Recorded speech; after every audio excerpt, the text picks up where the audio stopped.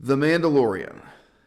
Bad writing, bad acting, bad show. I realize how unwelcome this critique, this commentary will be. I realize that a great many of you will hit the thumbs down button and close the window on your computer before you've even heard 2 or 3 minutes of what I have to say. So, judiciously, I'm opening the video by discussing the action sequences. And the action sequences matter. Even if this TV show were supremely philosophically stimulating, if it had the most impressive intellectual content imaginable, or it had the greatest emotional gravitas imaginable in the characterization and writing the plot, the action sequences would still matter. Can I ask you in the audience, those of you who are inclined to hit thumbs down and close the window, can I ask you to recognize that objectively, the action sequences are terrible. Objectively, the hand-to-hand combat would not measure up to a Hong Kong kung fu movie made in the 1970s. I would make the further claim that these action sequences don't even work as well as the Batman TV show from the 1960s. Consider very briefly the 3 images I have on screen here. The female Mandalorian shimmies down the side of the spaceship. She's like a little kid going tobogganing. She slides down behind this armed guard who is an adult male in full armor. Now, they chose to cast a relatively small man so that he's not towering over this diminutive woman. They must have intentionally cast someone who'd look about the same size. And what does she do? She doesn't pounce down on this guy. She doesn't land on him with her full body weight having been above him. She doesn't shoot down at him. She doesn't land on him with a spear. There are a million ways to block this scene. She doesn't do something clever, showing that she's aware of the weak points in his armor, that she's aware of some subtle way. No. She shimmies on down and then stands there toe-to-toe with this guy. She slams her petite, feminine forearm down on the 2 hands that he's holding a rifle with. Look at that, frame 1. And he throws the rifle away. It doesn't make any sense kinetically. It doesn't make any sense in terms of the body. It does not look like a smaller, weaker person disarming a larger, stronger person who is wearing armor. You can try this out in the living room, guys. Have your girlfriend strike your 2 hands holding a rifle with the fleshy, soft part of her forearm with this motion. She's not throwing her full body weight forward. Nope, there's nothing behind it. There's no force at all.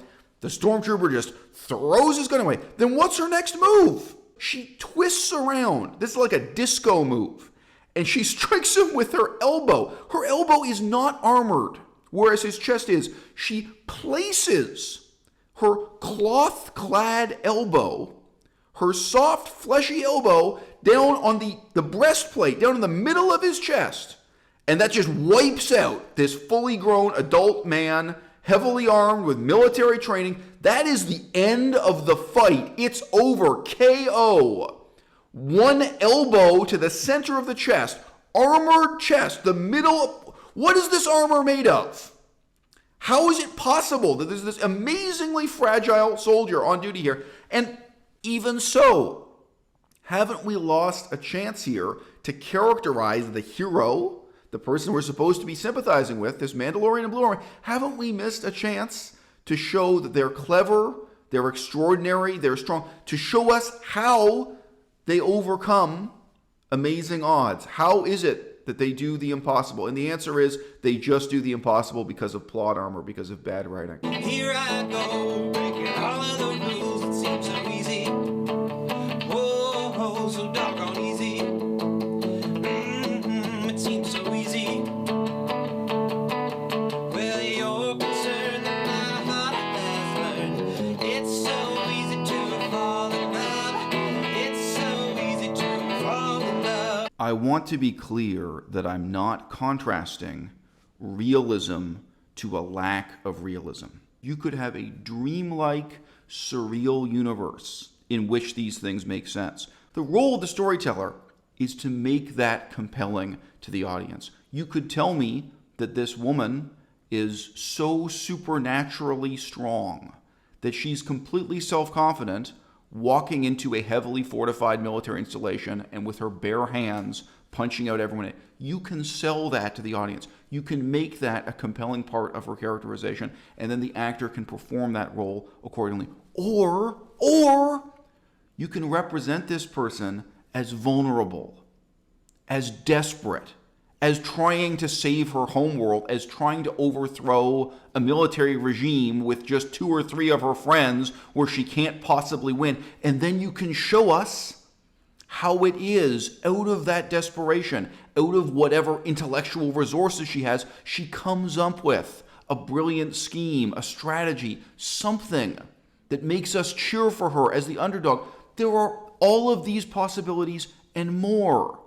But what we're being presented with here is none of them. What we're being presented with simply is bad writing. So this is not a plea for realism. The approach doesn't have to be realistic. But in a sense, there has to be an approach. This is season 2, episode 3, first act. 3 out of these 4 characters in armor became fully submerged in water in the scene. They dove into the ocean. They're dry. They come out of the water and they're not even dripping wet. Most of the armor you can see is cloth. Look at that. They're basically wearing like a, cloth military uniform underneath these few pieces of plated armor. Right? The Mandalorian himself has a cape on. The cape is bone dry on the bottom left corner of the screen. Do you see that? None of them are dripping wet. This is worse than Xena, warrior princess. If Xena jumps into the ocean, if Xena jumps into a lake, she comes out wet.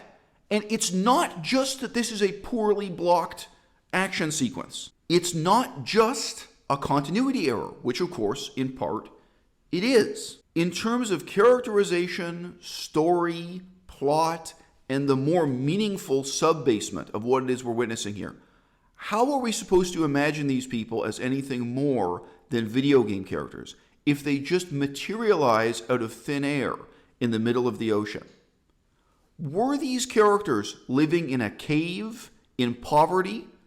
Were they hunted and persecuted? Were they living in opulence and wealth? Because one of these characters, Bo-Katan, is basically like a kind of aristocrat. Are they living like aristocrats in exile? Are they friends with the local government? Are we supposed to imagine that these are people enduring terrible hardship who now have resolved to risk their lives taking on an impossible task? Just these 3 people who seemingly have no equipment and no great fortune behind them. These 3 people are going to conquer an army and conquer a planet. They're going to change not just one world, but the fate of many worlds. Where does this confidence come from? Are they lunatics? Should we regard them as eccentric or insane? How are we in the audience supposed to feel about them when they just materialize out of thin air, dive into the water, come up dry? And then both in terms of the script and acting, there's just a total lack of, in that sense, characterization behind them. Are these supposed to be characters that are in their own universe the equivalent of the Unabomber? If you've forgotten who the Unabomber was, he was a terrorist who people would say he lived in a cave. He actually lived in a small shack in the middle of the forest. Are these madmen on the fringes of society claiming that they're going to do the impossible? And should we regard what they're saying is impossible? Or are these characters like Superman out of the comic books where, for whatever reason, they are just in their own physical bodies so extraordinarily powerful that it's entirely reasonable for them to think that they can, unassisted, take out a whole army unit? This kind of question of what are we supposed to believe about these characters, what is the meaning and significance of their plot, it is tightly woven into the way the action sequences are blocked. So the fact that the action sequences are garbage is in a meaningful way connected to the bad writing and bad acting that makes this a bad show. Seems so easy. Whoa, so doggone easy. It seems so easy. Well, you're concerned that my heart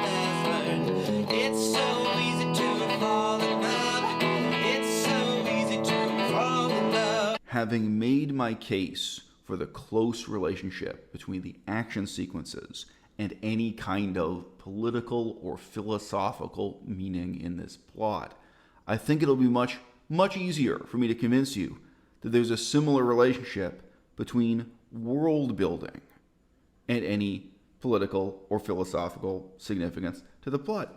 The primary fact we're introduced to in this universe from season 1, episode 1, is that justice is done by private contractors, by bounty hunters who carry with them this tiny device that allows them to find anyone, anywhere. We also see that this universe has police and prisons, and that in fact the bounty hunters hand over apprehended criminals to these police officers in prison. And yet everyone in this universe is willing and eager to commit murder, to commit massacres in broad daylight with many witnesses and no fear of the consequences, not even the consequences for their professional reputation or business. Now, I am not making a case for realism.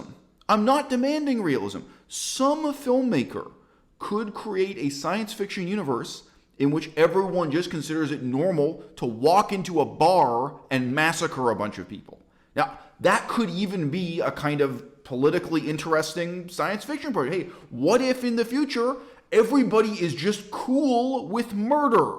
Everyone's just cool with people massacring each other. What would that world be like to inhabit? But that's not the world we're being presented with in The Mandalorian. In this bizarre, self-contradictory, internally inconsistent way, we're presented in a universe that not only has law and order, but where our main character, our protagonist, is himself part of the escutcheon of law and order. He's an enforcer. He's a bounty hunter. We see him turning people into prison. We see him dealing with the cops. And yet we also see the patrons of a bar in the very first episode standing around silently in a state of total indifference as one of the bar patrons is going to be murdered, believe it or not, for the value of his body parts on the black market. And the bartender is cool with this.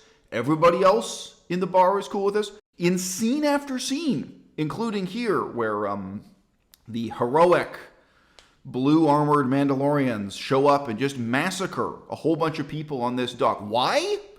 Because those people on the dock were daring to complain that they had already massacred their friends and relatives on a fishing boat, which apparently they're completely entitled to do with no consequences. And nobody is going to put out a bounty and hunt you down for massacring these guys on a dock. Nope, there are no consequences for you, but if anyone else commits a murder or a crime, then the Mandalorian himself is going to carry this tiny portable device that lets him find any person located anywhere in the universe effortlessly. He can find you anywhere on a huge planet. He can find you from one star system to another, but nobody can find him. When it's convenient for the plot, anyone can find anyone instantly. And when it's convenient for the plot, nobody can find anyone. It is actually world breaking. And the world building here, it makes no sense. It vitiates any possible politically or philosophically coherent narrative, even if it is one dealing with justice and injustice. And as I've said, our main character, however brutal his history may be, which is constantly alluded to, he is ultimately working in law enforcement. So in closing the video, I just want to say this does have consequences for me.